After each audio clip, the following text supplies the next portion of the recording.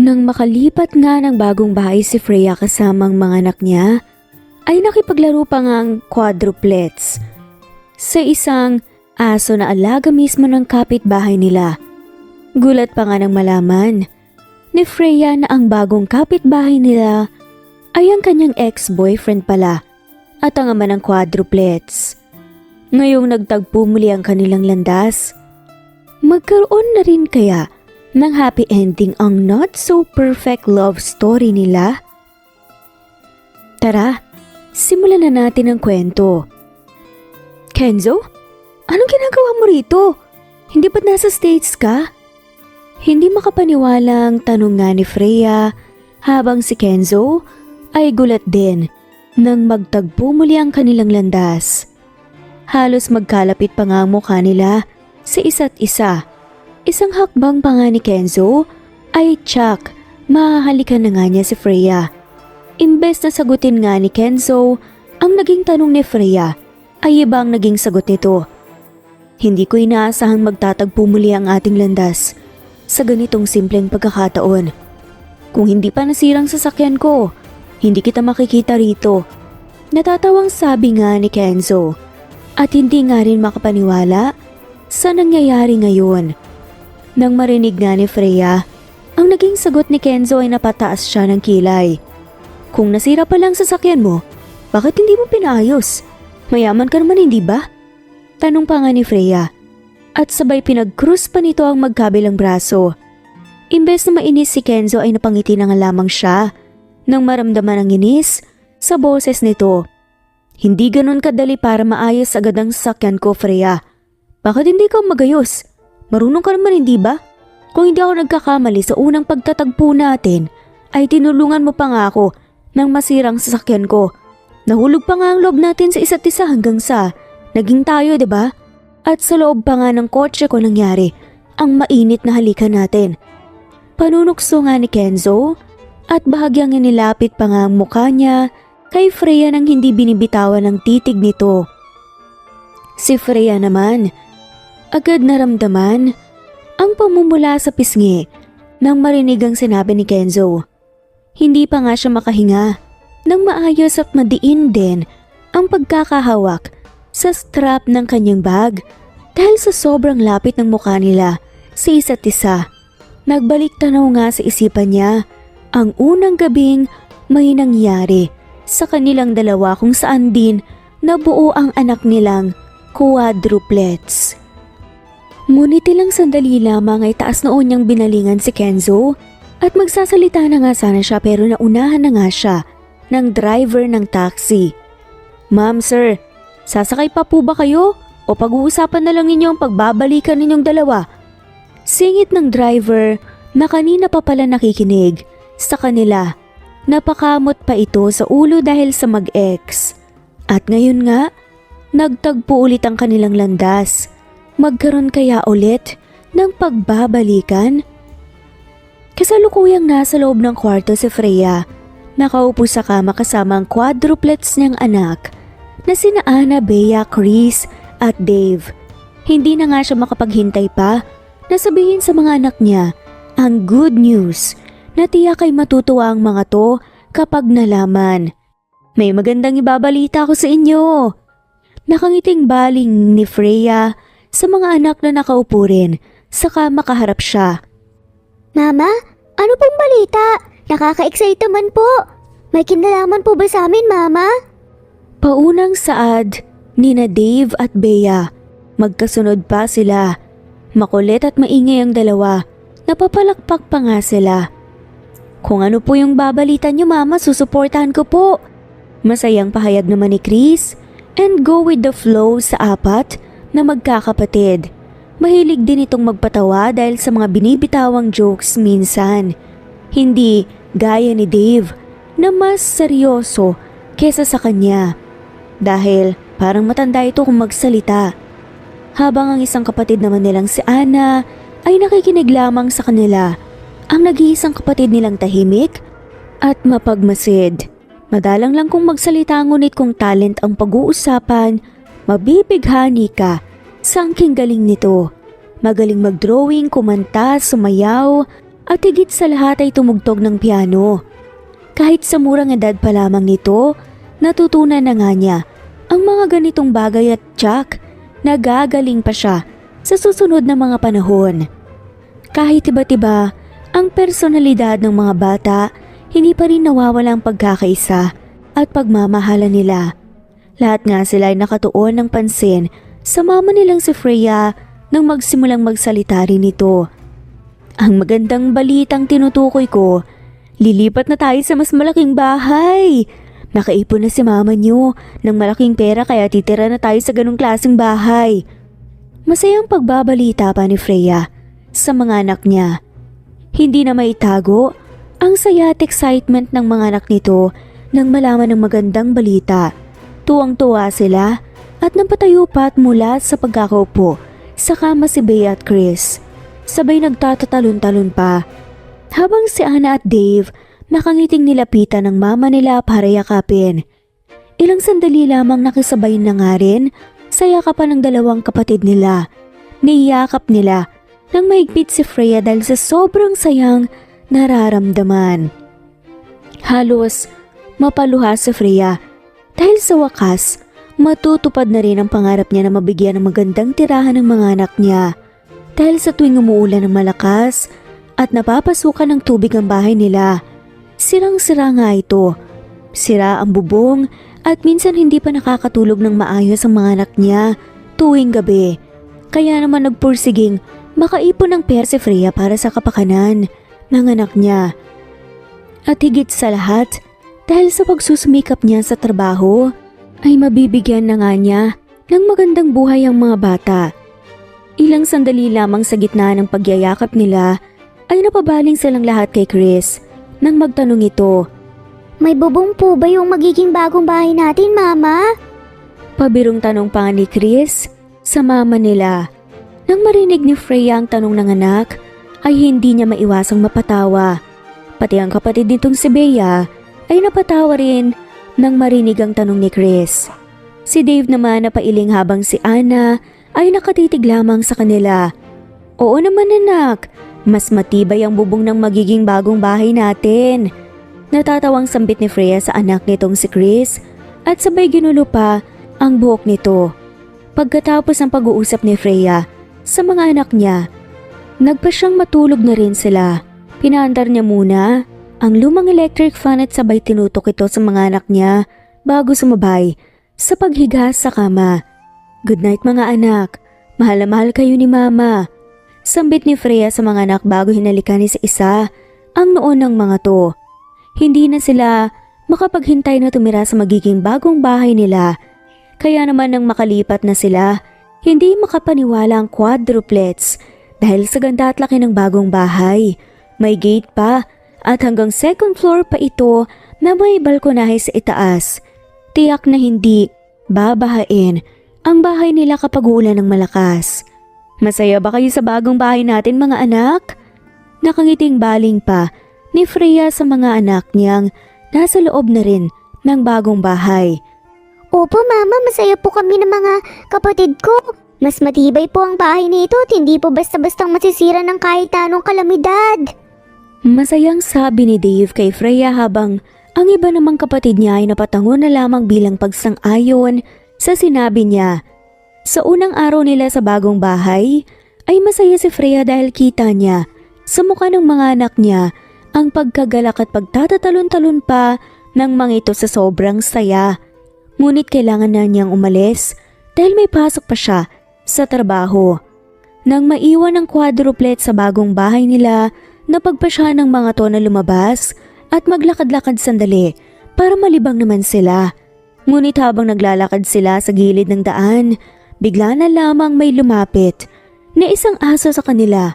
Akala nila tatahulan sila ng aso ngunit maamo naman ito.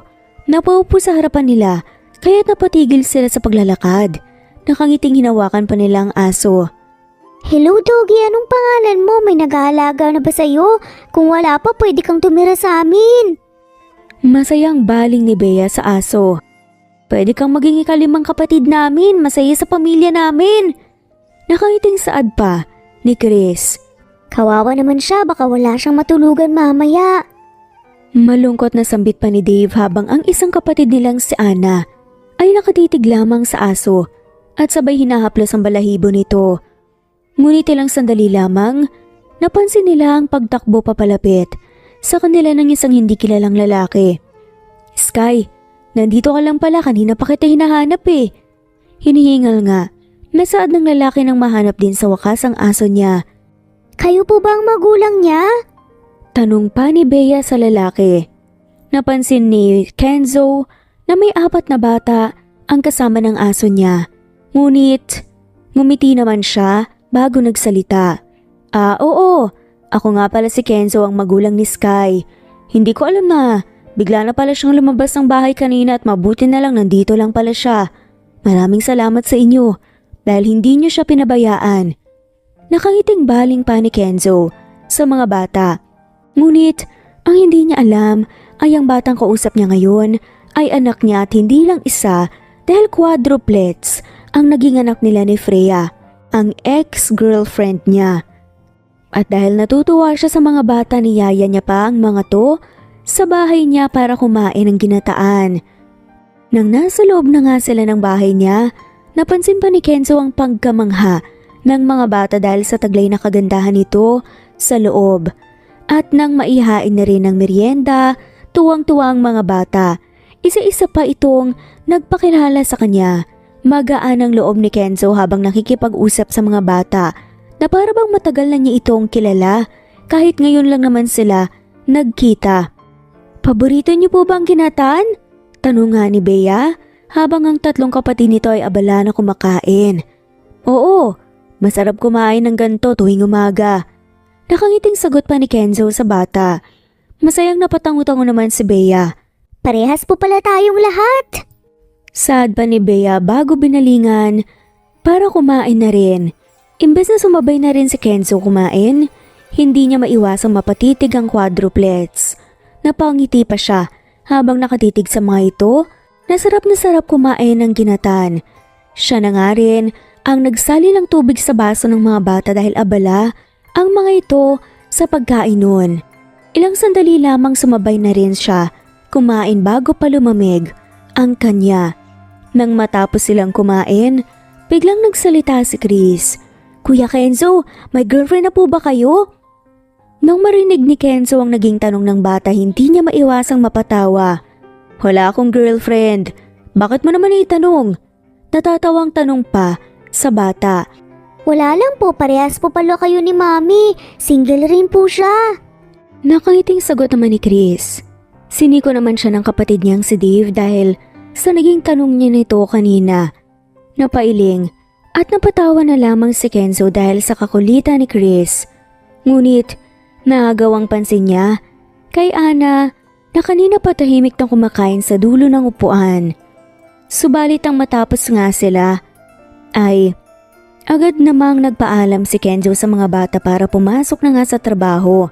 Nais pa sana niyang makipagkwentuhan sa quadruplets pero kailangan niyang umalis na. Kuya Kenzo, dito lang po muna kami sa bahay niyo. Makikipaglaro lang po kami sa alagang aso niyo pong si Sky. Mahinhin na sambit ng bata.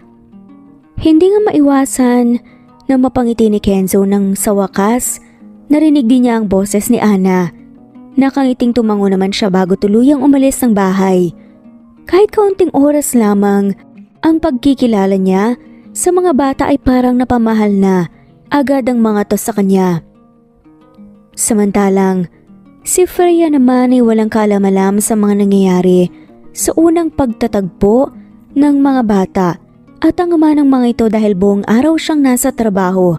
Nagtatrabaho pala bilang manager sa hotel si Freya, kaya kahit papaano nakaipon na siya ng pera.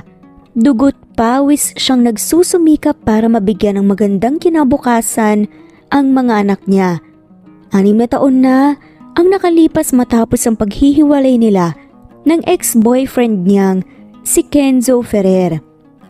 At hindi niya naamin ang katotohanang buntis siya dahil sa isang kadahilanan.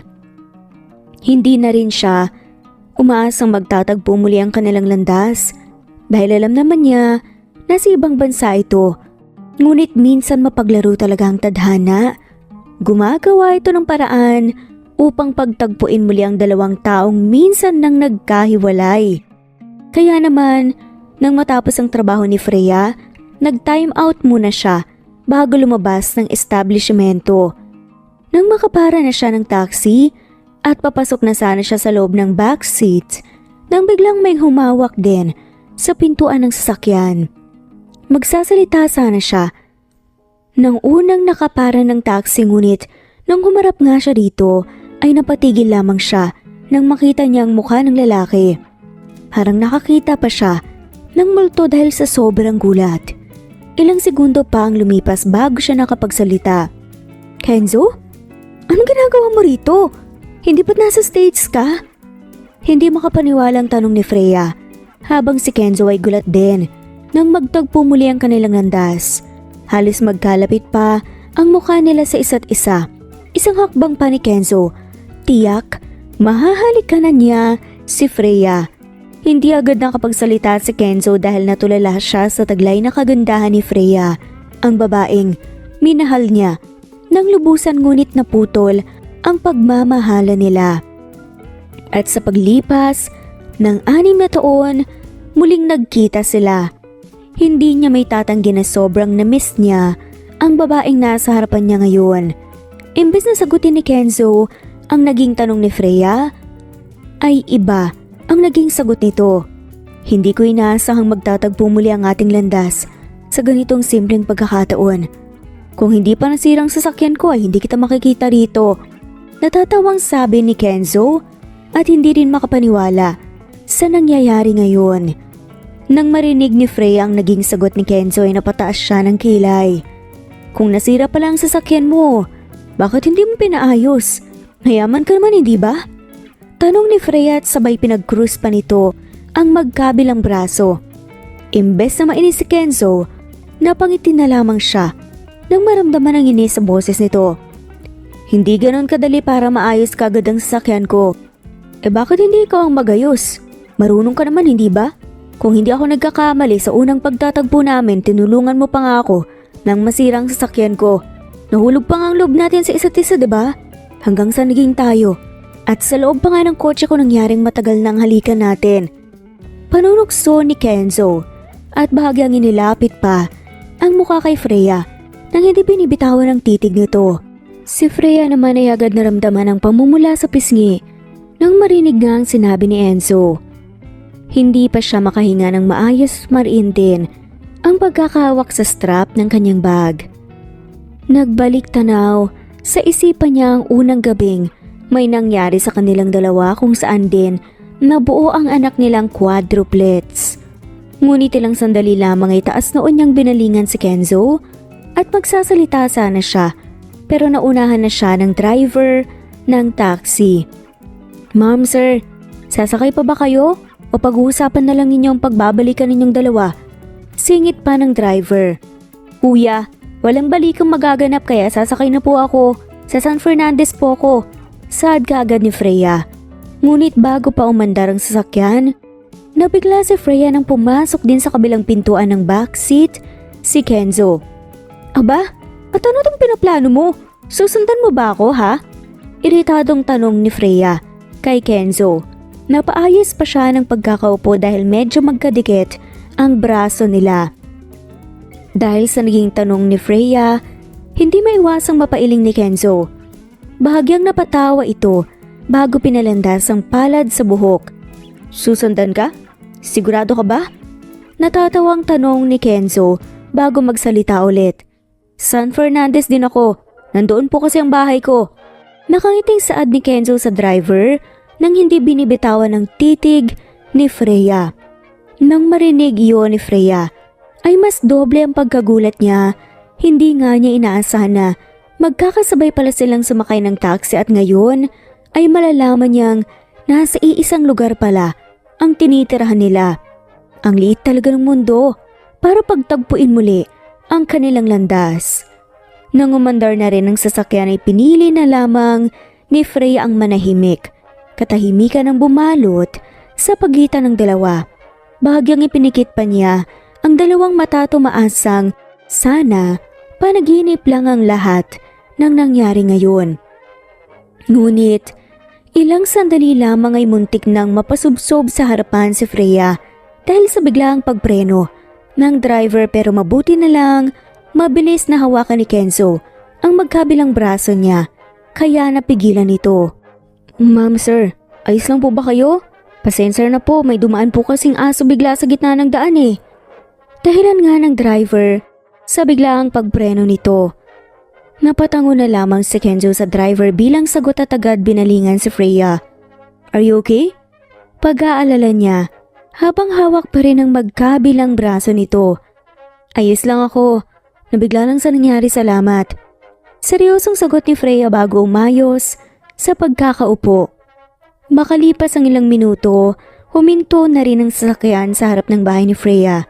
Paglabas niya ng sasakyan, ay ang paglabas din ni Kenzo. Napailing si Freya at binaliwala na lamang ang presensya ni Kenzo. Nang mabuksan na niya ang gate ng bahay niya, papasok na sana siya sa loob nang biglang hinawakan ni Kenzo ang braso niya. Freya, kailangan nating mag-usap. Pagpigil ni Kenzo kay Freya. Akala ko ba hindi mo ko susundan? Ano tong ginagawa mo? Napapailing na tanong ni Freya. Tuluyan na siyang pumasok sa loob ng bahay habang si Kenzo nakasunod pa rin sa likod niya. Halos libutin na ni Freya ang buong bahay sa paghahanap sa mga anak niya. Ngunit hindi niya ito mahanap. Isa-isa pa niyang tinawag ang pangalan nito pero wala ni isa sa mga ito ang sumasagot. Nanginginig na rin tuloy ang magkabilang kamay niya at hindi na rin mapakali pa. Nang mapansin niya ni Kenzo, agad niyang nilapitan si Freya. Freya, sinong hinahanap mo?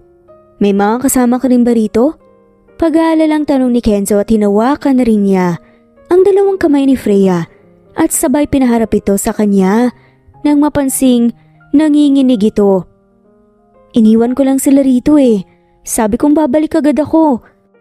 Kasalanan ko to eh. Dapat hindi ko sila iniwan ng mag-isa rito. Nanginginig na sambit ni Freya.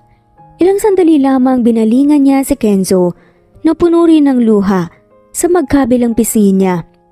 Kenzo, please tulungan mo ako. Nawawalang mga anak ko. Nawawalang mga anak natin. Pagmamakaawa ni Freya habang nakahawak sa dulo ng suot ng coat ni Kenzo. Nang marinig ni Kenzo ang sinabi ni Freya, napatigil siya. Hindi agad na proseso sa isip niya ang sinabi nito, ngunit nang makita niya ang mga luhang walang tigil sa paglabas sa mata ni Freya, doon lang siya nagkaroon ng lakas para magsalita. Teka, anong sabi mo? May anak tayo? Hindi makapaniwalang tanong ni Kenzo, puno rin ng katanungan ng isip niya ngayon. Magsasalita na sana si Freya.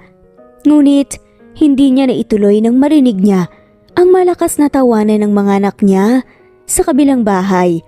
Kaya dali-dali naman siyang lumabas ng bahay para puntahan ng mga anak niya. Nakabukas ang malaking gate ng kapitbahay nila kaya walang kahirap-hirap na nakapasok sa loob si Freya. Halos nawala lahat ng takot at pangamba niya nang makita ang mga anak niyang masayang nakikipaglaro sa isang aso sa bakuran ng kapitbahay nila. Nakahinga rin siya ng maluwag. Nang lumapit ang mga ito sa kanya at agad siyang niyakap ng mahigpit. Mama, ayos lang po ba kayo? Tanong ng anak niyang si Bea nang mapansin ang pamumugto ng mata niya. Ha? Aayos lang si Mama. Sagot ni Freya sa anak at pilit pa siyang ngumiti sa harapan nito. Ngunit bahagyang napabaling siya kay Dave nang magsalita rin ito. Mama, pasensya na po kung nakalimutan po namin na tawagin ka po na nasa kabilang bahay po kami ha. Nalibang po kasi kami sa pakikipaglaro sa aso ng kapitbahay natin eh. Paliwanag ni Dave. Napangiti naman si Freya. Ayos lang anak. Basta sa susunod ipaalam mo sa kay Mama ha, para alam ko kung nasan kayo. Sambit niya sa quadruplets at sabay naman tumango ang mga to sa kanya. Ngunit habang nag-uusap ang mag-ina, hindi nila alam na kanina pa pala nasa likod nila si Kenzo. Gulat at hindi makapaniwala sa nasaksihan ng dalawang mata nito ngayon. Hindi niya inaasahan ng mga batang kakwentuhan niya at kasalong kumain kanina ng ginatan ay mga anak niya pala. Subalit ilang sandali lamang napansin na rin siya ng mga to. Kuya Kenzo, bakit magkasama po kayo ni Mama? Pagtataka nga na tanong ni Chris nang makita niya sa likod ni Freya. Nang makita nga rin siya ng mga kapatid nito ay dali-dali naman itong yumakap sa kanya. Kuya Kenzo, nandito rin po pala kayo. Masayang sabi ni Bea habang si Chris, Dave at Ana ay masaya ring yumakap sa kanya. Si Freya naman naguguluhan sa nasaksihan ngayon. Ang biglang pagyakap ng mga bata kay Kenzo. Kuya Kenzo? Takang tanong ni Freya. Mama, siya po si Kuya Kenzo, ang bagong kapitbahay po pala natin. Kumain din po kami kanina rito ng masarap na ginataan po. Nakangiting pagpapaliwanag ni Dave kay Freya. Gulat namang nalaman yun ni Freya mula sa anak. Habang si Kenzo, hindi mapigilan ng mapaluhan ng niyakap siya ng mga bata. Lumuhod pa siya sa damuhan para lang mayakap ng lubusan ang mga anak niya. Nang mapansin ni Ana ang pagiyak niya, ay hindi nito maiwasan ng magsalita. Bakit po kayong umiiyak? Tanong ni Ana kay Kenzo. Hindi agad nakapagsalita si Kenzo dahil sa halo-halong emosyon na naramdaman ngayon. Kaya naman ay si Freya na mismo ang sumagot sa tanong ng anak. Sa tingin niya ay ito na ang tamang oras para malaman ng mga anak niya ang katotohanan tungkol sa ama nila at karapatan rin ni Kenzo na kilalanin siya ng mga bata bilang ama ng mga ito. Ana, Bea, Chris, Dave, siya ang papa niyo. Buo ang boses ni Freya nang sinabi yun sa harapan ng mga anak. Hindi na rin maiwasan mapaluhan ni Freya dahil sa madamdaming interaksyon ng mga bata sa ama nito. Ngunit ang marinig ng mga batang sinabi ng mama nila ay ilang segundo muna silang nagkatinginan at ilang sandali lamang ay tumatalon-talon ng mga ito at nagkapir pa nga sa isa't isa dahil sa sobrang sayang nalaman. Hinangad po namin na sana si Kuya Kenzo na lang po ang papa namin. At ngayon malalaman po namin na siya pala ang totoong papa namin. Kaya sobrang saya po namin, Mama. Masayang sinabi ni Dave. Ngayon masasabi ko po, Mama, na bagay talaga kayo ni Papa Kenzo. Sadama ni Bea at hindi pa napigilan ang kilig na naramdaman para sa mga magulang nila. Buo na rin po sa wakas ang pamilya natin. Nakangiting sambit naman ni Ana. Kaya palang gwapo ko dahil naman na pala kay Papa Kenzo eh. Confident naman na pahayag ni Chris at sabay nagpapogi pose pa ito na ikinatuwa naman ng mga kapatid niya. Pati si Kenzo at Freya, hindi na rin maiwasan mapatawa dahil sa sinabi ng anak nila. Dahil sa sinabi ng mga anak nila, ay parang gumaan din ang pakiramdam ni Freya at Kenzo. Hindi nga inaasahan ni Freya na ganito ang magiging reaksyon ng mga bata kapag nalaman ng tungkol sa ama nila. Akala niya ay magtatampo ang mga ito dahil hindi nila nakasama ang ama nila sa loob ng 6 na taon. Ngunit pinalaki niya ng tama at mabuti ang mga anak niya. Napabaling lamang si Freya at ang mga bata kay Kenzo nang magsalita ito. Ngayong magkasama na rin tayong lahat, sisiguraduhin kong hindi na muli tayo magkakahiwalay. Babawi ako sa inyo, mga anak at sa mama Freya nyo. Pangako ni Kenzo sa pamilya niya. Nang marinig ng mga bata ang sinabi ng papa nila, masaya ang mga ito. Ngunit si Freya na paiwas ang tingin kay Kenzo para sa kaloob-looban. Masaya rin siya dahil nakikita niyang nakangiti ang mga anak nila. Ilang sandali lamang, napabaling silang lahat nang may lumapit sa kanila na isang babaeng may edad na. Ang kasambahay ni Kenzo na si Aling Flora. O iho! Nakahanda ng mga pagkain sa pagkainan para sa hapunan. Nakangiting pahayag ni Aling Flora kay Kenzo. Napatango naman si Kenzo at sabay na pabaling sa pamilya niya. Freya, dito na rin kayo kumain ng mga bata. Nakangiting sambit nga ni Kenzo bago balingan na din ang mga anak. At dahil nga gusto rin ng mga batang kumain kasama ang papa nila, walang nagawa si Freya kundi ang pumayag. Hindi rin niya kayang ipagkait sa mga bata ang makasama nga Manila. At isa pa gutom na nga rin sila, kaya naman nang nasa pagkainan na ang lahat, masayang kumakain sila habang nagkukwentuhan pa. Nang biglang, napatigil sa pagsubo si Freya. Nang magsalita si Ana, ang anak nilang kanina patahimik. Mama, pwede po ba tayong pumunta sa dagat bukas? Namiss na po kasi namin ang maglaro po sa buhangin eh. Isama po natin si Papa Kenzo. Masiglang sabi ni Ana. Sumang-ayon naman sa kanyang mga kapatid niya. Naalala ni Freya na linggo pala bukas, kaya wala siyang pasok sa trabaho kaya naman wala siyang dahilan para tumanggi sa suggestion ng anak. Nang pumayag siya, ay nagpalakpakan pa ang mga to. Hindi naman maitanggi ni Kenzo ang ngiti sa labi sa usapan nila. Makakasama nga niya ulit ang mga anak niya bukas. At dahil sa sobrang excited, hindi niya maiwasang magsalita. Ano gusto niyong pagkain na dadalhin para sa outing natin bukas? Nakangiting tanong ni Kenzo sa mga bata. At isa-isang mga to sa pag-suggest ng pagkain. Si Freya naman hindi namamalayang nakangiti na pala siya habang pinagmamastan si Kenzo na kausap ang mga anak nila. Kinabukasan ay maagang nagising si Freya at ang quadruplets. Pagbaba nila sa first floor, napansin ni Freya na kanina pa pala nasa labas ng gate si Kenzo. May dala ito ng mga pagkain para sa almusal. Nang makapasok, tuluyan sa loob ng bahay nila Kenzo, tuwang-tuwa pa ang mga bata nang makita ulit siya. Sabay na rin silang lahat nagalmusal. Nang matapos ang mga bata magalmusal, napapansin ni Freya na nagbubulungan ng mga to na para bang may binabalak. Ilang sandali lamang bumaling sa kanila ni Kenzo ang mga bata. Mama, Papa, lalabas lang po kami sandali, makikipaglaro lang po kami kay Sky. Tukoy nga ni Bea sa alagang aso ng papa nila. Bago pa makapagsalita ang mga magulang nila, mabilis nang umalis sa sala ang quadruplets para magpunta sa bahay ni Kenzo at makipaglaro sa alagang aso nito. Nang si Freya at Kenzo na lamang ang naiwan, ay bigla na lamang tumahimik ang paligid. Napatikhim pa si Kenzo bago nagsalita. Kailangan ko ng tulong mo.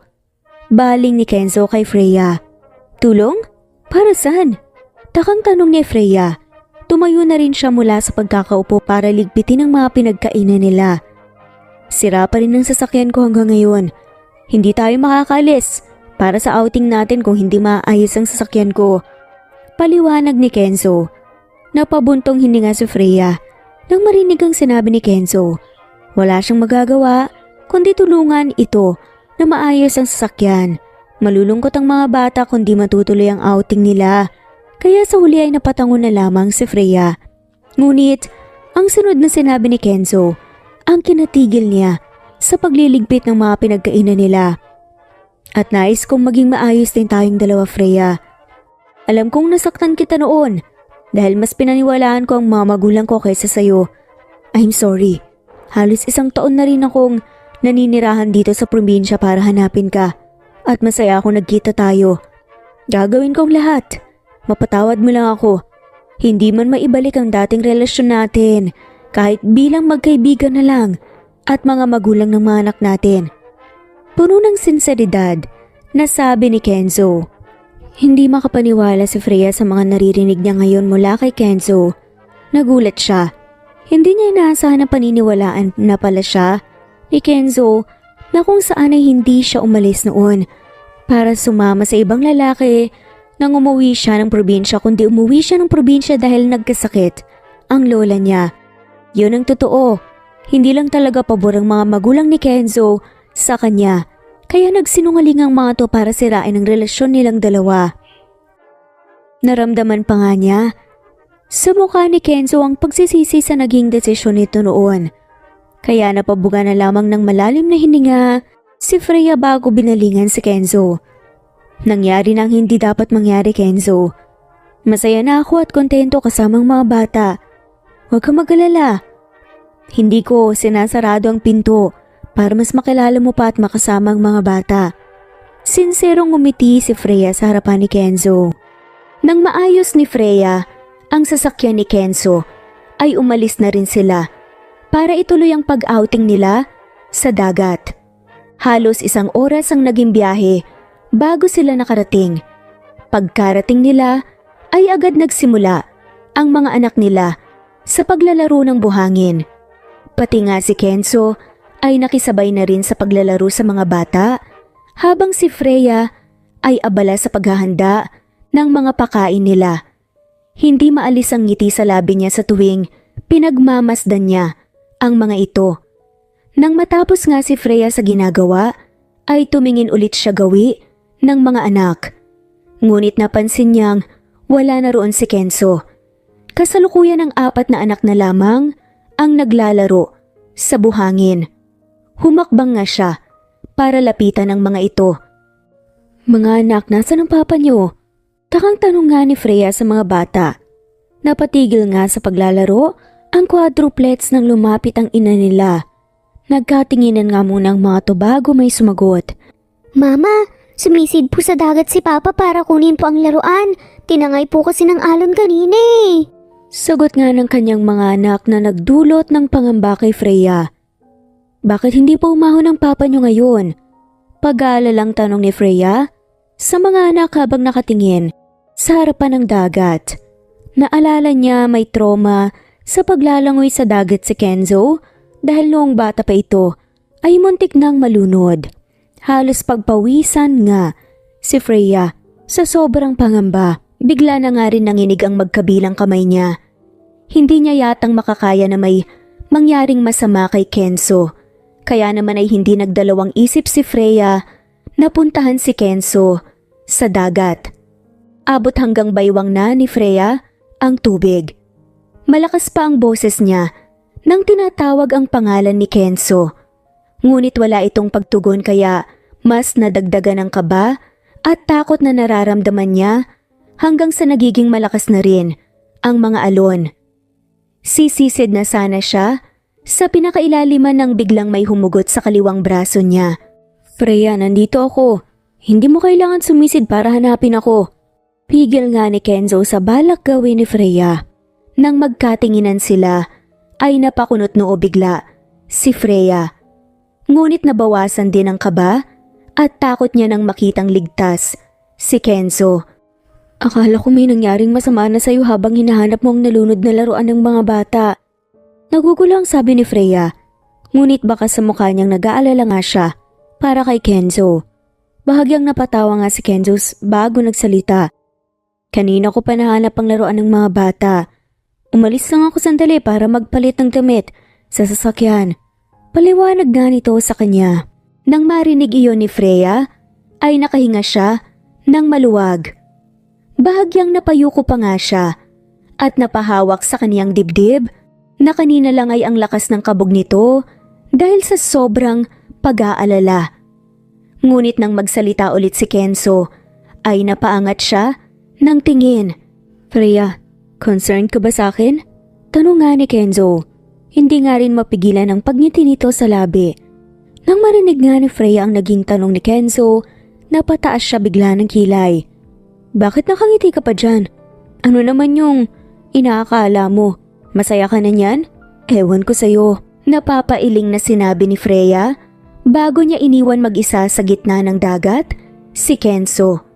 Ngunit si Kenzo ay hindi pa rin nabubura ang ngiti sa labi nang sumunod siya sa likod ni Freya hanggang sa makarating na nga sila sa mga anak nilang kanina pa pala sila pinagmamasdan. Nagsalita pa ang isang anak nila na ikinagulat naman ni Freya. Papa, kanina ka pa po hinahanap ni Mama. Miss ka na po niya. Nakangiting sambit nga ng kanyang anak na si Bea. Nang marinig nga ni Kenzo ang sinabi ng anak, hindi niya maiwasang mapabaling kay Freya. Napatawa na nga lamang siya nang makita ang gulat sa itsura nito bago binalingan ng anak. "Oo nga anak miss na siguro ako ng mama niya dahil hinanap pa nga niya ako talaga sa dagat." Nakangiting sagot nga ni Kenzo sa anak habang si Freya napailing na nga lamang sa kanya. Nang magsimula na rin sila magsalo-salo ay tahimik nag-uusap ang quadruplets sa gilid habang si Freya at Kenzo naman ay abala sa mga pagkain nila.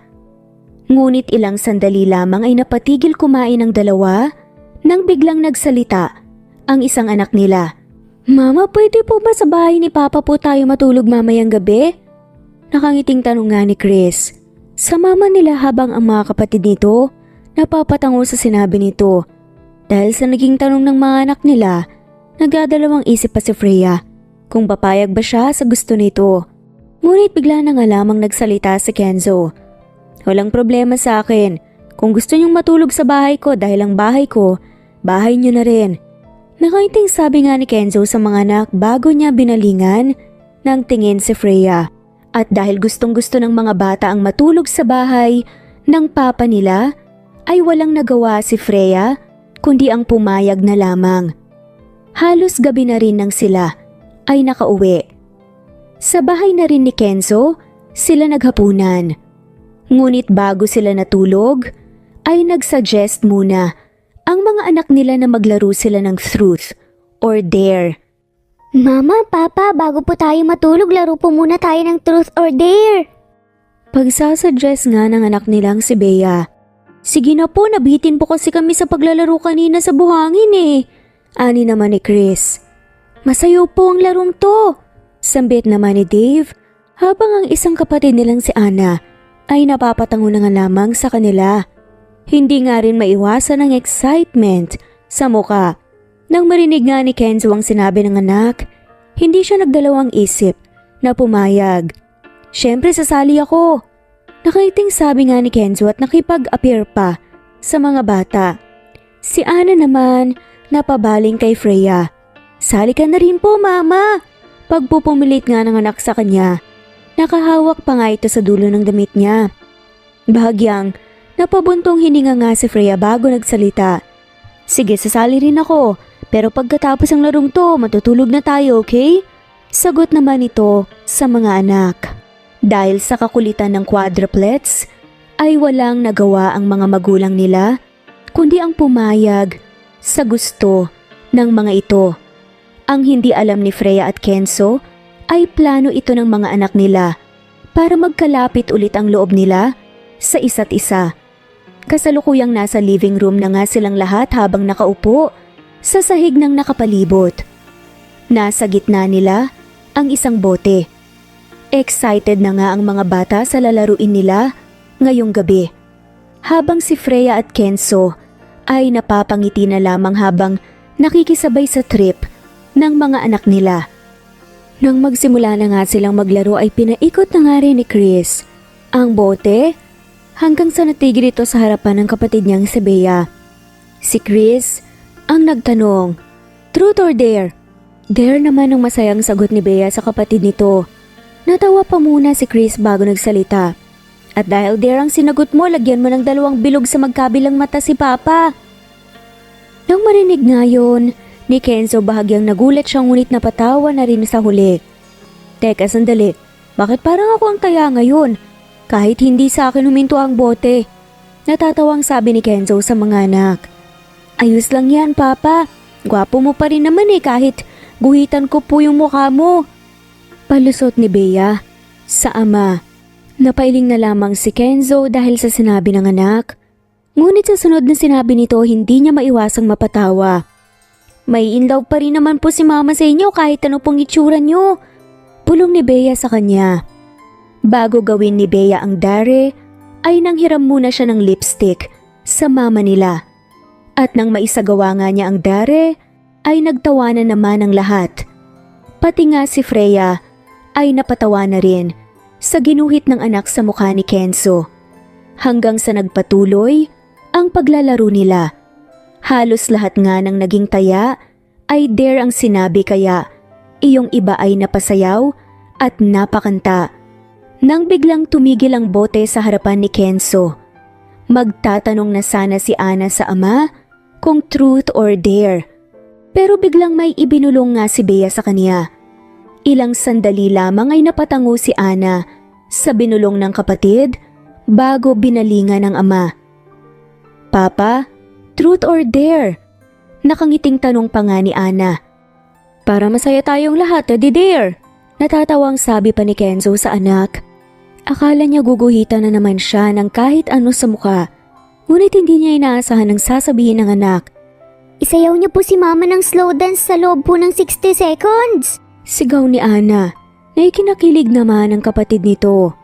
Dahil sa sinabi ni Ana ay parehas pang nagulat si Freya at Kenzo. Nagkatinginan pa nga sila sa isa't isa. Ngunit ilang sandali lamang ay tumayo bigla mula sa pagkakaupo sa sahig si Kenzo para lapitan si Freya. Nang nasa harapan na siya ni Freya ay nilahad niya ang isang palad. "Can I have this dance?" Nakangiting tanong pa niya na ikinatili naman ng mga anak nila sa likuran. Kahit isang dare lang naman ito ay hindi maiwasan kiligin ni Freya. Parang bumabalik siya sa pagiging teenager. Iyong nasa prom kayo at kaharap mo pa yung crush mo para yayain kang sumayaw. Iyan ang nararamdaman ni Freya ngayon. Hindi nga rin niya mapigilan ang mapatawa nang makitang mas kilig na kilig pa nga ang mga anak niya kaysa sa kaniya. Tinanggap na ni Freya ang kamay ni Kenzo, kaya napatayo na rin siya mula sa pagkakaupo. Nang magkaharap sila, ay napangiti na nga lamang sila sa isa't isa at napapailing pa na parabang hindi nila alam ang gagawin. Mabuti na lang pala may ganitong alam na laro ang mga anak natin dahil nagkaroon ako ng pagkakataon para maisayaw ka. Matagal ko na tong gustong gawin sa'yo at ngayon mangyayari na rin. Nakangiting sinabi ni Kenzo.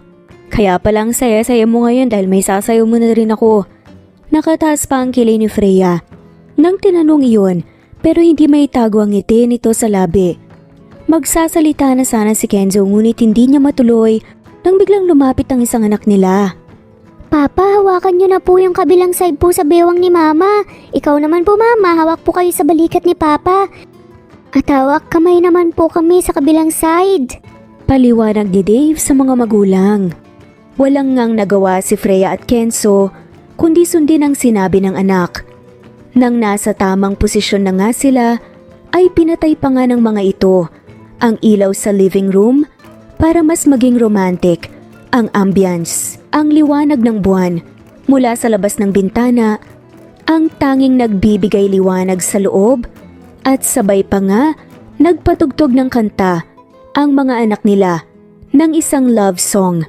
Nagsimula na rin silang sumayaw ng marahan kasabay ng ritmo ng musika nang biglang nagsalita si Kenzo. "Thank you." Pabulong na sambit nga nito. Kumunot ang noo ni Freya. "Para saan?" "Salamat dahil binigyan mo ko ng pagkakataon para makilala at makasamang mga anak natin. Sisiguraduhin ko na hindi masasayang ang pagkakataon na binigay mo sa akin." Puno ng emosyon na sabi ni Kenzo nang hindi binibitawan ang titig kay Freya.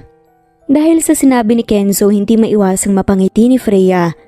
Ramdam pa niya ang sinseridad sa boses nito. Hindi man nauwi hanggang dulo ang naging relasyon natin. Hindi yun basehan para hindi kita bigyan ng pagkakataon dahil alam kong magiging mabuting ama ka sa kanila. Sampit ni Freya na ikinangiti naman ni Kenzo. Ilang sandali lamang ay marahang pinaikot ni Kenzo si Freya at nang magkaharap nga ulit sila ay halos magkadikit na ang labi nila sa isa't isa dahil sa sobrang lapit na ng mga mukha nila. Bahagyang nagulat pa nga silang dalawa. Aatras na sana si Freya para magkaroon ng distansya sa pagitan nila, ngunit mas naging mahigpit lang ang pagkahawak ni Kenzo sa baywang niya. "Kenzo, tapos na raw ang 60 seconds sabi ng mga anak natin." Bulong na sambit ni Freya, ngunit binaliwala lamang ito ni Kenzo. Napansin pa ni Freya ang paglapit ng husto ni Kenzo sa mukha niya. Lumakas pa ang pintig ng puso niya sa sobrang kaba at sabay na papikit sa pag-aakalang hahalikan siya nito sa labi, subalit naramdaman na lamang niya ang pagdampi ng labi nito sa noo niya. Tumagal ng ilang segundo ang paghalik ni Kenzo roon. Napamulat nga lamang siya nang marinig ang boses ni Kenzo. "I badly wanted to kiss you on the lips, Freya, pero hindi pwede. Nanonood sa atin ang mga bata, kaya sa noon na lang kita hinalikan." Napapaos pa na bulong ni Kenzo sa kaliwang tenga ni Freya. Hindi maiwasan magulat ni Freya sa narinig mula kay Kenzo. Ramdam pa niya ang pamumula ng magkabilang pisngi niya. Ngunit manhid siya kung hindi niya aaminin sa sarili na kinilig nga siya sa ginawa ni Kenzo. Napabaling na lamang sila sa mga anak nila nang makitang nagpalakpakan ng mga ito. Imbes na isipin pa ni Freya ang sinabi ni Kenzo, ay dinaan na lamang niya ito sa tawa. Nang makalapit nga rin ang mga anak nila, ay nakipag-apir pa ito sa kanila na para bang isang tropa lang nila ang kanilang mga magulang. Nakakakilig naman po kayo, Mama, Papa. At kung magkakaroon po kayo ng love team, pwede na rin po yung friendzo. Ani ng anak nilang si Chris, sumang-ayon pa nga ang kapatid nito sa kanya. Nang marinig iyon ni Freya at Kenzo, ay napatawa na lamang sila habang napapailing sa mga anak. Matapos ang laro, ay nagpasya na rin silang matulog. Sa guest room pa nga silang lahat natulog dahil mas malaki ang kama at kasya silang 6. Nasa gitna ang quadruplets habang si Kenzo at Freya ay nasa magkabilang dulo. Halos hindi pa makatulog nang maayos si Freya dahil sa sinabi ni Kenzo matapos halikan ng noo niya kanina. Ngunit mabuti na lang dinalaw siya ng antok kaya nakatulog din siya. Kinabukasan ay maagang nagising si Freya, ganon din si Kenzo at ang mga bata. Nagkasabay nga ulit sila mag-almusal. Nang pumasok sa trabaho ang mag-ex, ay naiwan ang mga anak nila sa bahay ni Kenzo dahil gusto nga ng mga ito na makipaglaro sa aso. At nandoon naman ang kasambahay ni Kenzo para mag-alaga sa quadruplets. Hinatid pa ni Kenzo si Freya sa pinagtatrabahuan nito. Nang huminto ang sasakyan sa harap ng hotel, ay nagsalita muna si Freya bago bumaba ng sasakyan. Salamat sa paghatid. Nakaiting baling niya kay Kenzo. Kung gusto mo, susunduin din kita mamaya pagkatapos ng trabaho mo. Suwestyon ni Kenzo. Ngunit agad namang tumanggi si Freya. Hindi na kailangan, Kenzo. Baka magkaroon pa kami ng overtime mamaya dahil sa dami ng guests namin ngayon. Ayoko namang paghintayin pa kita ng matagal. Pagtutol ni Freya sa gustong mangyari ni Kenzo.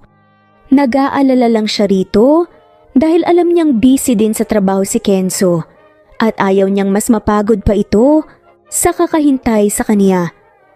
Nang marinig ni Kenzo ang sinabi niya, ay bahagyang ngumiti na lamang ito sa kanya bago siya tuluyang lumabas ng sasakyan. Nang naging abala na si Freya, sa trabaho ay hindi pa rin nawawala sa utak niya ang ginawang dare nila ni Kenzo kagabi. Naramdaman pa niya ang biglaang pamumula ng magkabilang pisngi niya sa tuwing naalala niya ang pangyayari. Hanggang sa natapos nga siya, sa trabaho ay bigla na lang tumawag ang mga anak niya. Mama, wag ka po muna umuwi, pumunta po muna kayo sa restaurant sa dating pinuntahan natin. Sabi ng anak niyang si Dave sa kabilang linya. Ha? Bakit naman ayaw niyo bang umuwi kagad si Mama? Natatawang tanong nga ni Freya kahit nagugulhan siya sa sinabi ng anak. Mamaya na po kayo umuwi, Mama. Basta pumunta na po kayo roon. Baka doon niyo po mahanap ang true love niyo eh. Kilig na sabi naman ng anak niyang si Bea. Dahil sa sinabi ng mga anak niya ay napatawa na lamang si Freya kahit nagugulahan siya. Pumunta na rin siya sa restaurant kahit wala siyang ideya kung bakit pinapunta siya ng mga anak niya roon. Balak na lang niya sana mag-takeout baka ang gusto ng mga anak niya ay mag-order siya ng mga pagkain. Ngunit bigla na lang siyang nagulat nang magkasabay pa nga sila ni Kenzo pumasok sa loob. Kenzo, anong ginagawa mo rito? Gulat na tanong ni Freya nang makita si Kenzo.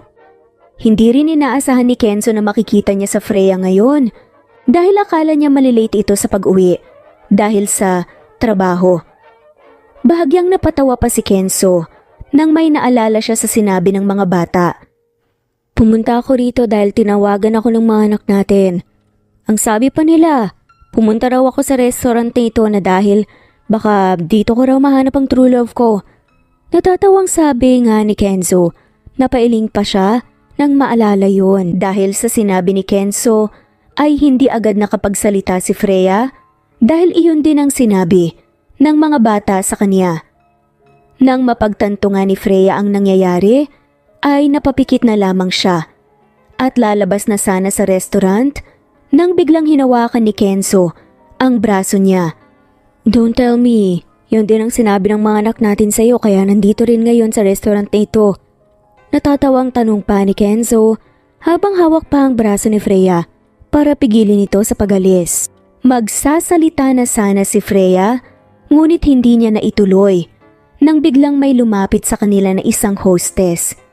Tinanong pa sila nito kung ano ang mga pangalan nila at ilang sandali lamang ay nalaman nilang may naka-reserve na palang table para sa kanila. Paano ba yan? Planado ata talaga ng mga anak natin ang pag-setup ng date sa ating dalawa. Natatawa at napapailing pa na baling ni Kenzo kay Freya. Sa huli ay walang nagawa ang dalawa, kundi ang gawin na lamang ang gustong mangyari ng mga anak nila. At isa pa, nandyan naman na sila sa loob ng restaurant, kaya naisipan nilang ituloy na lamang ang date na plinano ng mga anak nila. Kasalukuyang nasa pangdalawahang table na nga sila at magkaharap pa. Hinihintay na lamang dumating ang in-order nilang mga pagkain. Subalit si Freya ay hindi makatingin ng maayos kay Kenzo at medyo kinakabahan pa siya dahil ito ang kauna-unahang date nila simula nang magkahiwalay sila. Napainom na lamang siya ng tubig para maibasa ng kabang nararamdaman, ngunit halos mabilaukan pa siya nang biglang nagtanong si Kenzo. May manliligaw ba sa'yo ngayon? Tanong nga ni Kenzo sa kanya. Nang maibaba ni Freya ang baso sa ibabaw ng mesa, doon lamang siya nagangat ng tingin kay Kenzo. Manliligaw? Wala naman akong manliligaw. At wala akong oras para mag-entertain ng mga lalaki. Priority ko ang mga anak ko ngayon, sagot ni Freya. Napansin pa niya ang pagsilay ng ngiti sa labi ni Kenzo, kaya bahagyang kumunot ang noo niya sa naging reaksyon nito.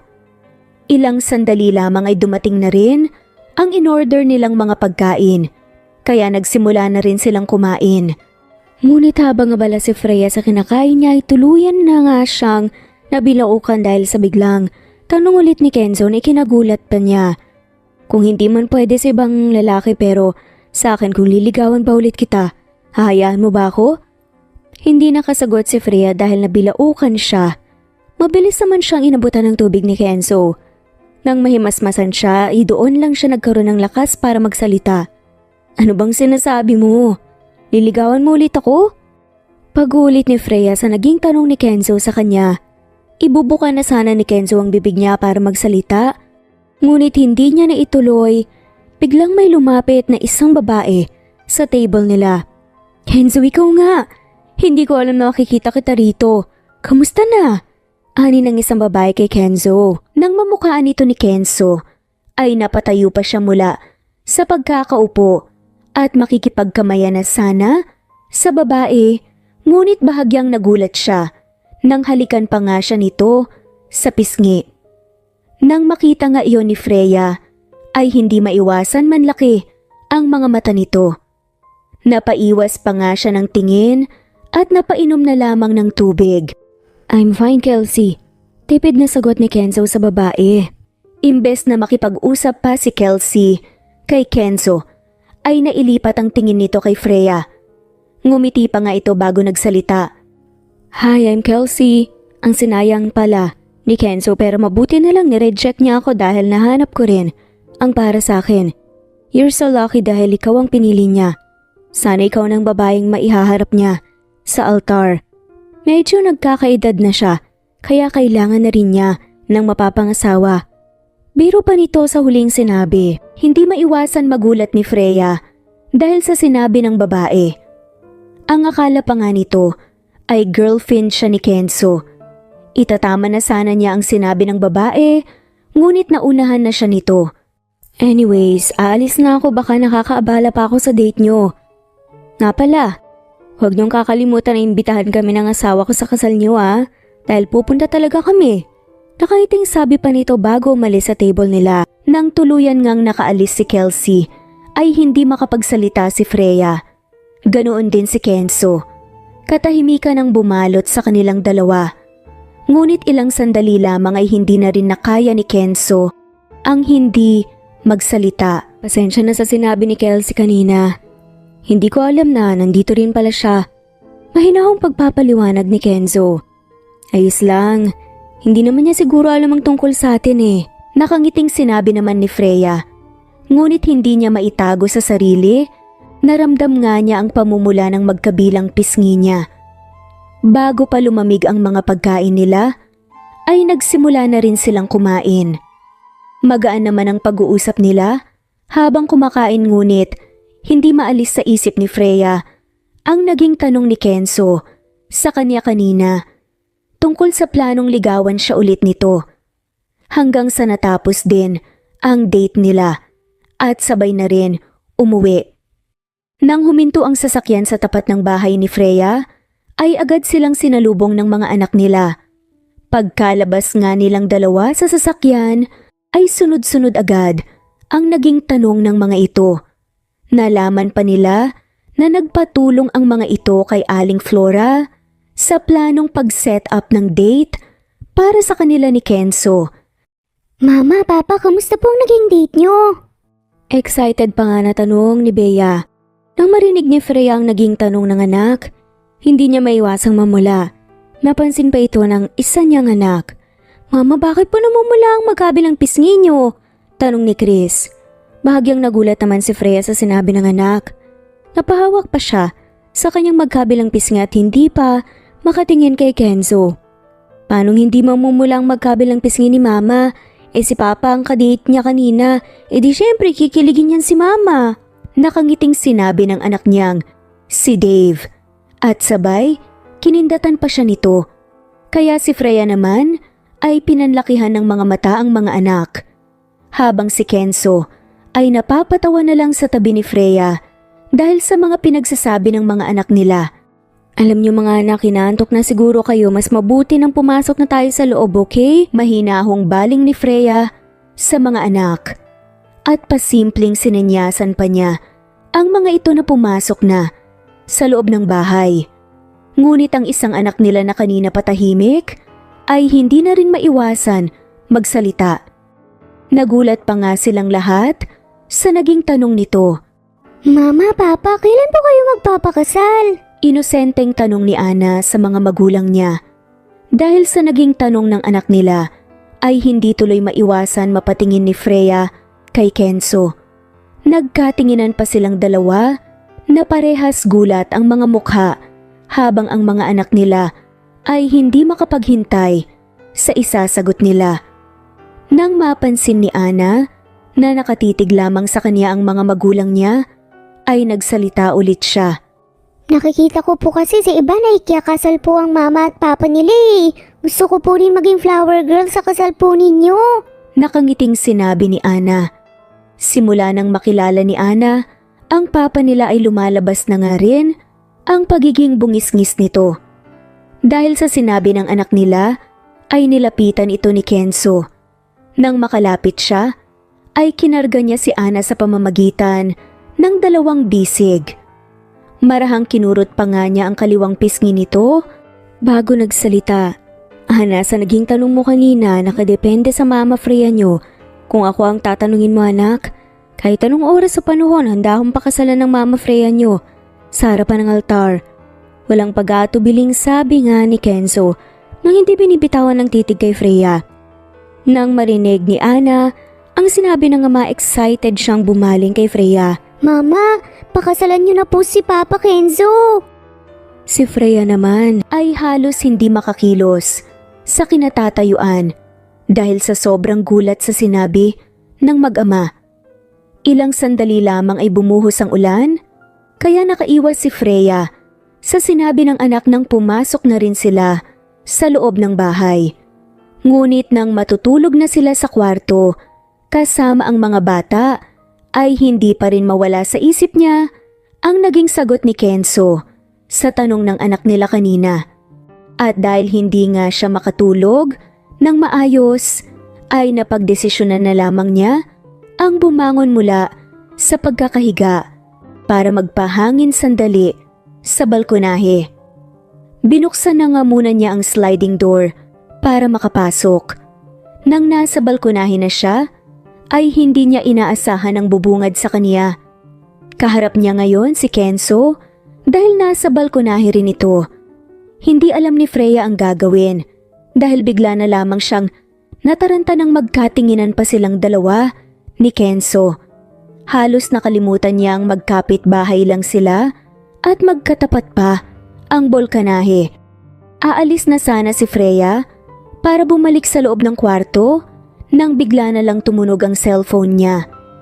Dahil sa pagkataranta ay hindi na nga siya nag-abala pa na tingnan kung sino ang tumatawag. Nang marinig niya ang boses sa kabilang linya ay bigla na lang bumilis ang pagtibok ng puso niya. Freya, pwede ba kitang makausap sandali? Napapaos na tanong ni Kenzo sa kabilang linya. Napalingon muna sandali si Freya para makaharap si Kenzo.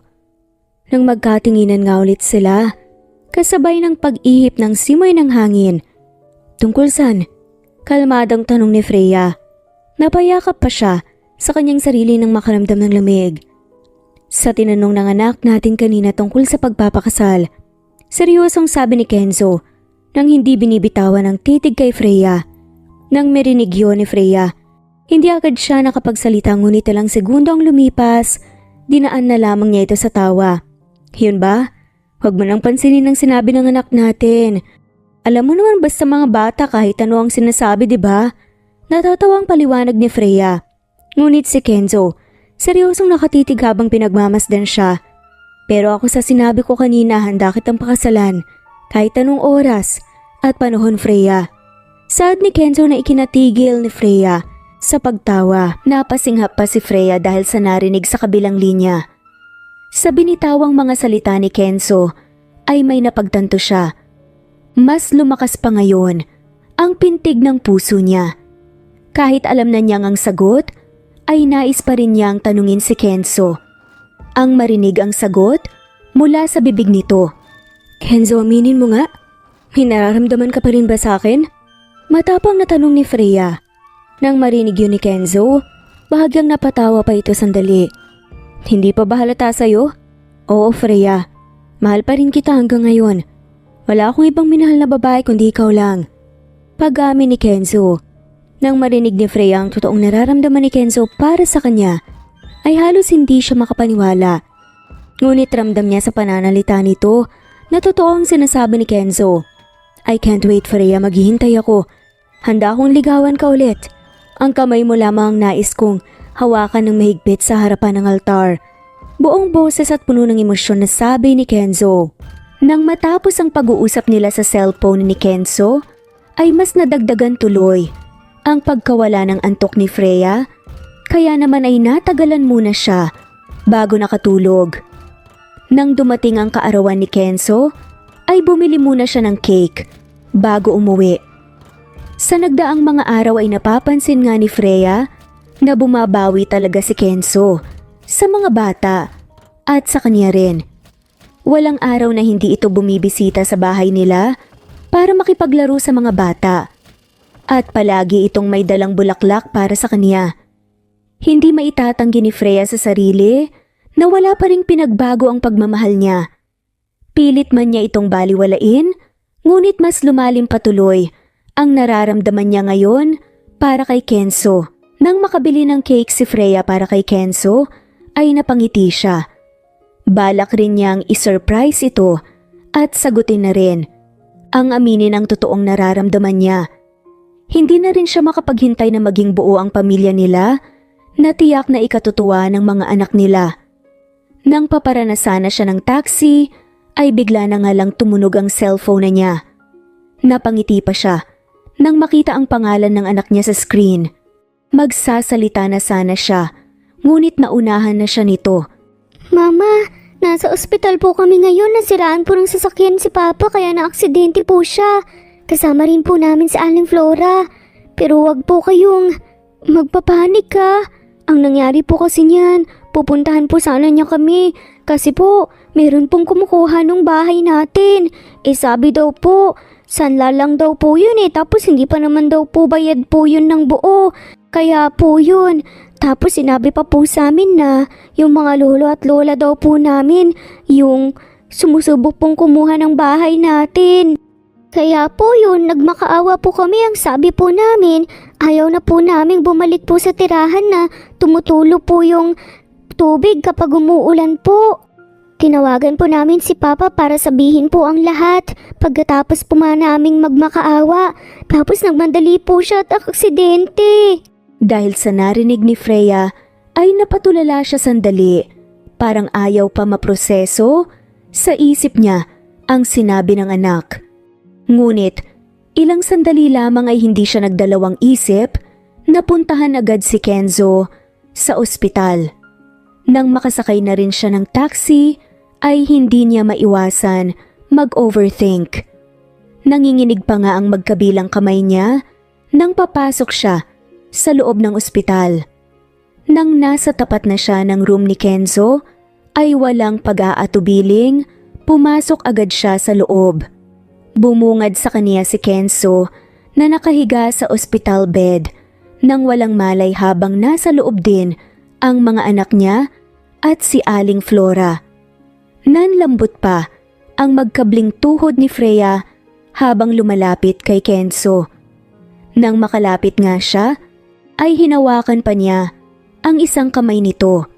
Kenzo, please gumising ka, wag mo kaming iwan ng anak mo. Pakakasalan mo pa ako, 'di ba? Magpapakasal pa tayo. Wag mo nang alalahanin pa yung nangyari. Mas mahalaga yung maging okay ka. Magiging okay din ang problema natin. Nanginginig na sambit ni Freya. Unti-unti na rin naglabasan ang mga luha niya na kanina pa gustong kumawala. Ngunit ilang sandali lamang ay lumapit sa kaniya si Aling Flora. Iha, mukhang maayos na siya. Nagpapahinga na lamang siya ngayon, nagkaroon lang ng minor accident dahil nasiraan siya ng sasakyan habang pauwi na siya kanina. Nagmamadali nga kasi dahil sa nangyari. Ayaw niya kasing marinig na nagmamakaawa ang kanyang mga anak dahil sa gawa ng kanyang mga magulang. Pasensya ka na talaga. Sagot ng matanda sa kanya. Nang marinig iyon ni Freya, ay nabunutan siya ng malaking tinik. Nakahinga na rin siya nang maluwag at napahawak pa sa dibdib dahil parang aatakihin na nga siya sa puso kanina nang malaman niyang naaksidente si Kenzo. Ngunit nagulat lamang silang lahat nang naimulat na rin ni Kenzo ang dalawang mata nito. Papa, kamusta na po ang pakiramdam niyo? Tanong ni Dave sa ama. Natahimik naman silang lahat. Nang mapansing hindi sumagot si Kenzo, nagkatinginan pa ang magkapatid bago binalingan ang ina nila. Mama, natamaan po ata ang ulo ni Papa dahil po sa aksidente, baka nagka-amnesia na po siya. Tanong pa ni Dave sa ina. Kumunot naman ang noo ni Freya at hindi niya maiwasang kabahan sa sinabi ng anak. Napalunok pa siya nang laway bago binalingan si Kenzo. Kenzo, naalala mo ba ako? Halos lumabas na ang puso niya sa dibdib niya dahil sa sobrang kaba. Hinintay niyang sumagot ang lalaki ngunit nanatili lamang itong nakatitig sa kanya. Nang biglang nagsalita nga ito. Kailan tayo magpapakasal? Nauutal na tanong ni Kenzo dahil sa iniindang sakit sa bandang noo. Narinig pala nito kanina ang sinabi ni Freya sa kanya. Lumapit pa sila dito. Nang marinig ni Freya ang naging tanong ni Kenzo, ay hindi niya alam kung maiiyak ba siya sa tuwa dahil hindi ito nagka-amnesia o mahihiya siya sa gulat dahil narinig pala nito ang sinabi niya kanina. Ngunit sa huli ay mas pinili niyang panindigan ang sinabi niya kay Kenzo. Ang sundin ang sinisigaw ng puso't isip niya. Kaya naman ay marahang hinawakan muna niya ang isang kamay ni Kenzo bago nagsalita. Kung kailan magaling ka na, unahin muna natin ang pagpapagaling mo. Pagkatapos doon natin pag-usapan at pagplanuhan ng pagpapakasal natin. Napabuntong hininga ang lalaki. Pasensya ka na pala sa nangyari. Tinutukoy nga nito nang sinubukan nga agawin sa kanila ang bahay at lupa na naipundar ni Freya, kung saan sayang-saya nga sila. Dahil sa wakas, nagkaroon na nga sila ng sariling magandang tirahan. Pero sabi naman ni Freya na hindi naman big deal yun at mas pinaniniwalaan niya si Kenzo. Dahil sa nagkaroon ng minor accident, Si Kenzo ay sa ospital na rin nangyari ang pagdiriwang ng kaarawan niya. Masaya nga rin ang mga anak nila dahil matutupad na rin ang matagal na nilang gustong mangyari, ang magpakasal ang mga magulang nila. Papa, ano po yung wish nyo? Tanong nga ni Bea, sama nang matapos ihipan nito ang kandila sa ibabaw ng cake na binili ni Freya kanina. Napangiti naman si Kenzo nang marinig ang naging tanong ng anak. Wala na akong hiniling pa dahil natupad na rin ang hiniling ko, anak. Ang makasama kayong lahat at maging okay ang lahat. Nang marinig iyon ng mga bata ay napangiti ang mga ito at ganoon din si Freya. Naging masaya ang pagdiriwang nila sa kaarawan ni Kenzo kahit na nagkaroon ito ng minor accident. Kinabukasan ay nakauwi na rin sila dahil hindi naman gaano kalubha ang naging sugat ni Kenzo. Sa paglipas ng mga araw ay naging masaya ang pagsasama ni Freya at Kenzo kasama ang mga anak nila. At dahil nais na rin mag-propose ng formal ni Kenzo kay Freya, ay humingi nga siya ng tulong sa mga bata. Kaya naman nang nasa living room silang lahat, ay naisipan nilang manunood ng isang movie kasama si Freya. Bakit kailangan horror movie pa? Baka hindi tayo makatulog ng maayos niyan. Natatawang tanong nga ni Freya sa mga anak. Okay lang po yan, Mama. Matutuwa po kayo mamaya sa sobrang gulat, di po ba, Papa? Nakangiting baling nga ni Chris sa ama. Tumango naman si Kenzo sa sinabi ng anak. Hindi na siya makapaghintay sa gagawin niya ngayong gabi. Kinakabahan siya, ngunit mas nangingibabaw ang excitement niya. Nang nagsimula na rin sila manood ng horror movie, ay panay ang pagtakip ni Freya sa mukha dahil takot na takot talaga siya sa mga eksena. Napansin pa niyang siya lang ang takot dahil ang mga anak niya ay tuwang-tuwa pa nga sa tuwing lumalabas ang multo. At ganoon nga rin si Kenzo. Hindi ba kayo natatakot? Kulot noong tanong nga ni Freya sa mga anak at kay Kenzo. Nang marinig nga yan ng mga anak niya ay napabaling na nga lamang ito sa kanya. Hindi naman po totoo ang multo eh. At saka po, isang palabas lang naman po ito. Paliwanag ng anak niyang si Dave at napakamot pa sa ulo bago ibinalik ang pansin sa panunood. Dahil sa sinabi ng anak niya ay bahagyang natauhan si Freya. Naibsan rin ang pagkatakot niya. Napaayos din siya sa pagkaupo sa tabi ni Kenzo. Ilang sandali lamang ay naramdaman pa niya ang marahang paghawak ni Kenzo sa isang kamay niya. Napangiti naman siya sa simpleng gesture nito. Pinagpatuloy na rin ni Freya ang panunood. Ngunit makalipas ng ilang minuto ay napansin niyang siya na lang pala mag-isa ang nanonood. Hindi niya namalayan ang pag-alis ng mga bata at ni Kenzo. Tinawag pa niya ang mga pangalan nito ngunit walang pagtugon ng mga ito. Tatayo na sana si Freya mula sa pagkakaupo upang pumunta sa itaas, ngunit bigla na lang nawala ng ilaw sa loob. Imbes na matakot si Freya, ay dinaan na lamang niya ito sa tawa. Mga anak, nasan na kayo? Alam kong nagtatago kayo ngayon kasama ang papa niyo para takutin ako. Sa susunod pa na buwan ng Halloween kaya lumabas na kayo. Natatawang sabi nga ni Freya sa gitna ng dilim. Ngunit imbes na magpakita ang mga ito sa kanya, ay napansin ni Freya na bigla na lamang nag-iba ang palabas. Mula sa horror movie, ay napalitan ito ng isang video clip na kung saan ay masaya silang lahat, nagbabanding sa dagat.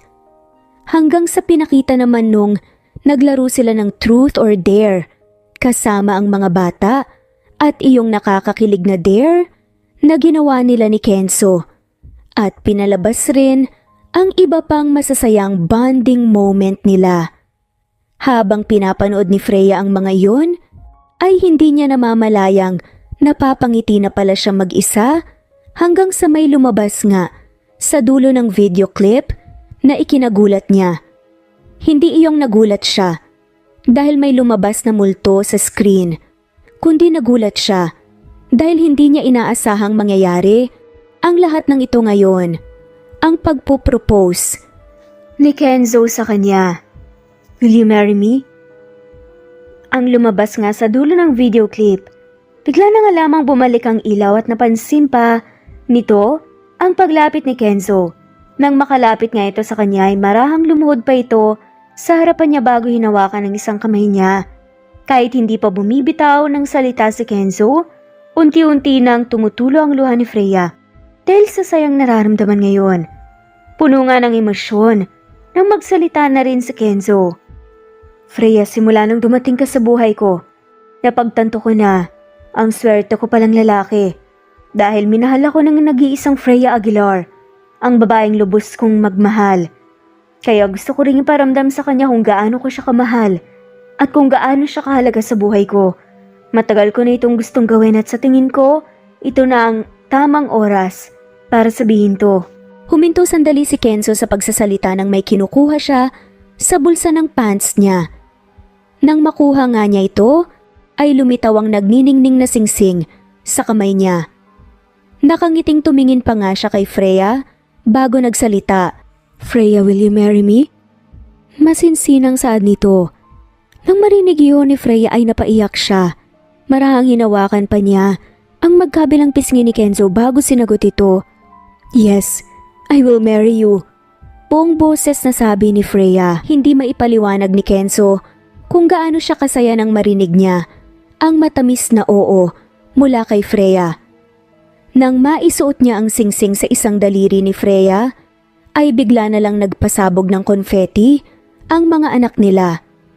Masaya rin ang mga ito dahil matutuloy na talaga ang kasalan ng mga magulang nila. Nang maikasal na rin si Freya at Kenzo, ay mas tumibay pa nga ang pagsasama nila kasama ang mga anak nila.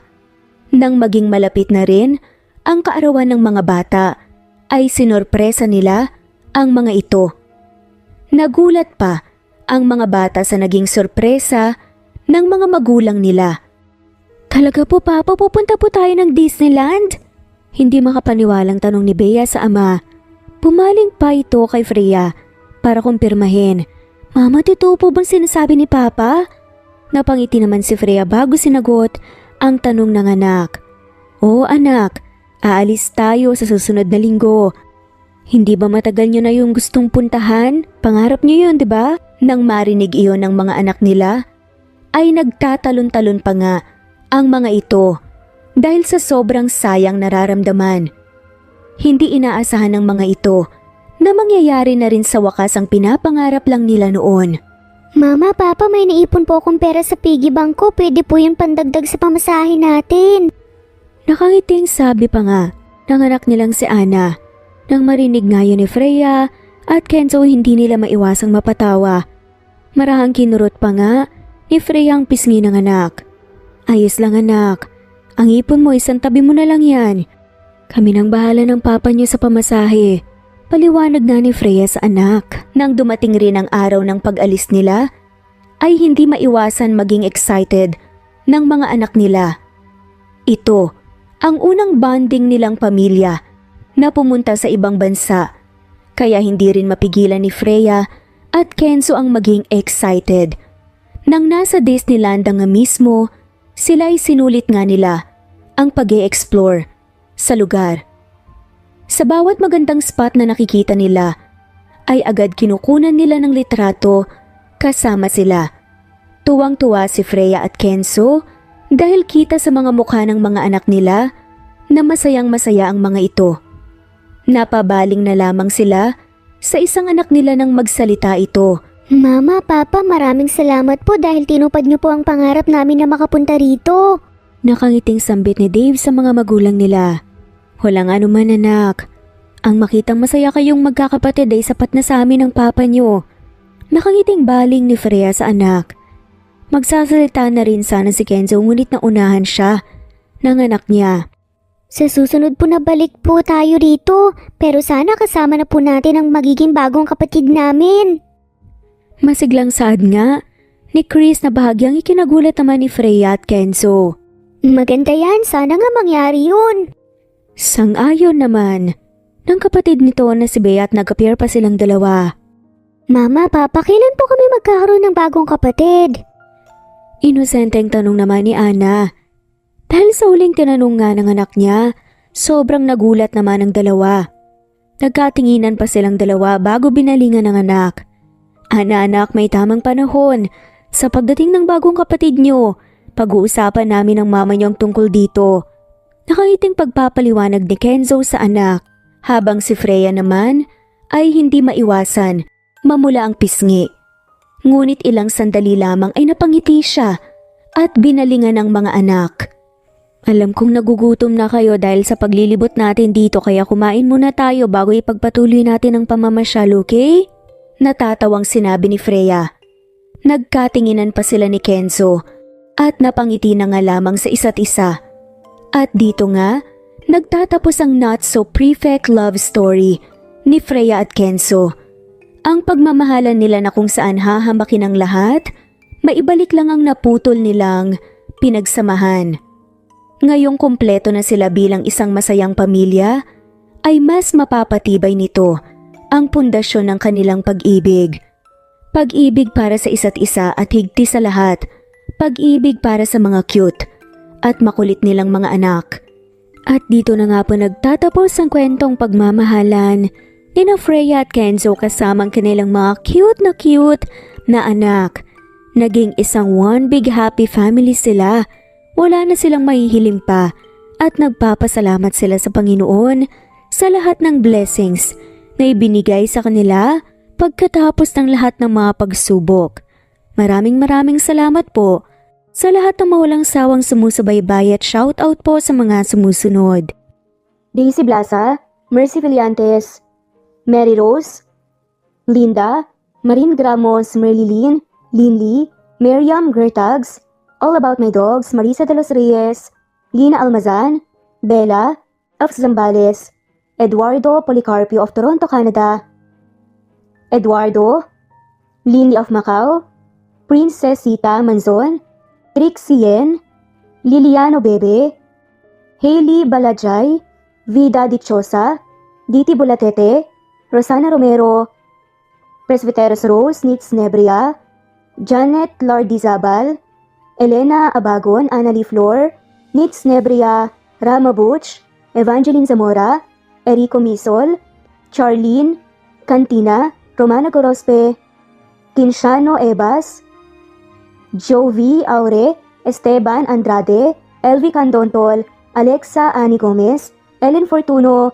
Nena Ano, Angelina Docusin, Remedios Solmantil, Luciado Dolores, Ani Bocao, of Isabela, Eli Bitasolo, of Milan, Italy, Jessica Vargas, Aniseta Andrino, Evelyn, of Neva Ecija, Diana Agana, Marites Nitura of Saudi Arabia, Eva Violeta, Gerald Schiff, Lynn Lee, Veronica Briseño, Carmencita Falcon, Merlin Diaz, Helen Murillo, Natalie Navarro, Honey Villasenor of Kuwait, Annie Hoson, Merlin Barosa, Maria Luisa San Jose, Lina Cruz, Teresita Schmid, Eda Minguez, Connie Valmoria Escapades, Sara Bartonico, Melanie Juan, Precious Mago, Milo Gonzalez, Ana Victoria, Merlin Baroza, Rosemary Corpus, Rosemary Vasquez, Merlin, Lisa Nesbet Anaban,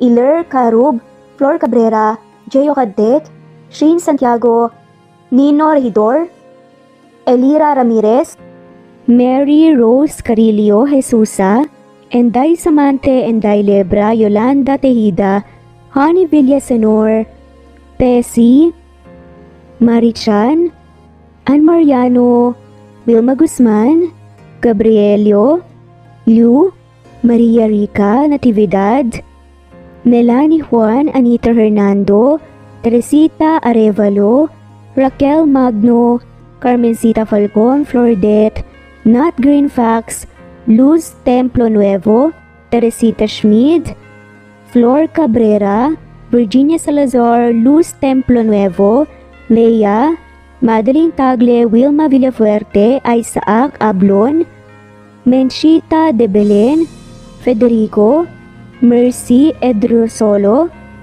Fe, Adam Samachas, Quinshano Ebas, Eli Ramirez, Elizabeth Gilas, Arem Ruhi, Julius, Edna Romero, Charlie, Angelina Samia, Emma Gadiano, Rosemary Vasquez, Lisa Lisa, Estelita Mahia, Elvi Candontol, Corazon Danke of University of Eastern Philippines University, Teresita, Neil Bacolor, Evangeline Zamora, Charlie Jane Clemente, Susan Upaga, Susan Rodrigo, Fred De Liza De Guzman, Juby Hernandez, Helen Murillo, Edarlina Fahil, Rosie, Juliet Kaday, Kuya Atok, Betty Losnong, Crescent, Susana, Tessie, Rumbawa, Lovina Galang, Aida Jurado, Emily Kinlog, Mirna Hamero, Liz Berito, Gabrielio, Juan Spotify, Imelda Fortes of Columbus City, Larry Malapaya, Dance, Remy's Life Official, Ellie Evangelist Anderson, Choi Choi, Ree, Jasmine Baya, Jerowina Aquino, Emeguba, Marilyn Babula, Shane Villarmino, Beth Sardina, Gabriel, Nino Regidor, Mel Abrogar, Rosemary Vasquez at shoutout na rin po sa lahat ng mga walang sawang sumusubaybay. Maraming salamat po. Veronica Briseño, Violeta Murillo, Teresita, Teresa Bulie, Christine Flores, Nesbet Tanaban, Flor Salvalion, Kuwait, Raquel Labay, Kuya Atok, Lani Pardillo, Eva Violeta, Presbyteris Rose, Amy Regalado, Teresita, Pres Cavilla Havana, Precious, Lilian Nobebe, Ellie Evangelista Anderson, Marziel Arcilias, Rosemary Palaganas, Rose Martinito, Ding Lege, Alexa Gomez, Jomira Bueno, Amy Fenovares, Irma Emma, Lali Emralino, Tortillas Gaming, Matea Estrera, Annalie Flor, Rosemary Tinito, Rosemary Palaganas, Excelsis Tagala, Emily Kinlog, Rosemary, MM, Penning Escal, Neri Cabangon, Lucia Baldo, Rosemary Vasquez, Londono Villas, Faye, Rosemary, Angelo, Vicky Adlaon, Mercy Villantes, Rezeline Unday, Allen, Ace, Nino Regidor, Jeyo Cadtec, Escapades Matilda, Irma Valerio, Agustina Aniceto, Cecilia Alvior, Naitan Canada, Lily Roda Barcial, Eli Ramirez, Doris Day Pangan, Lynn Lee of Macau, Reyes, Rebecca Tezuka, Noel Macero, Rizalina Credo, Mitchie Karch, Romel Carion, Juliet Panlilio, Lynn, Merlilyn Zenny Marion, Benoni Anya Lucas from Bacolod City, Merlina Aparata, Annalyn Nantes, Flordette, Lorena Utod, Faye, Anita Fernando, Roach Ann Rodriguez, at shoutout na rin po sa lahat ng mga walang sawang sumusubaybay. Maraming salamat po.